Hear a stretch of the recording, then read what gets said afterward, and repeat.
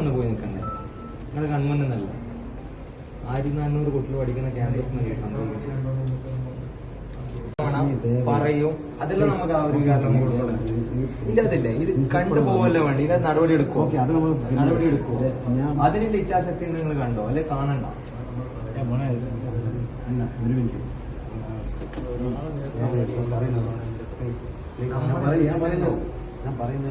ഓന്റെ സാഹചര്യം നിങ്ങൾ കണ്ടിട്ടുണ്ട്. 1000 തവണ പറഞ്ഞല്ലേ ഈ ആൾക്കാരെ നിരന്തരമായിട്ട് ഒരേ ആൾക്കാർ തന്നെ ചെയ്തുകൊണ്ടിരിക്കുന്നത്. ആ ക്യാമ്പസിനകത്ത് ഇങ്ങനെ ഔട്ട്സൈഡേഴ്സ് നിങ്ങളെ പ്രവേശിപ്പിക്കുന്നത്. നിങ്ങളെ കൺമുന്നിൽ വന്നിട്ടല്ലേ അവർ ചെയ്യുന്നത്? നമ്മൾ വരുന്നില്ല.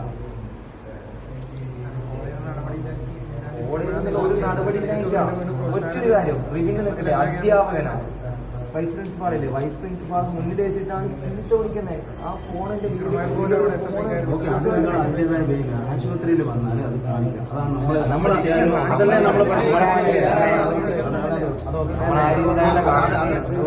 മാഷ് പറഞ്ഞോണ്ട് നമ്മൾ സാറേ ആ രീതിയിൽ നമുക്കായിട്ടൊന്നും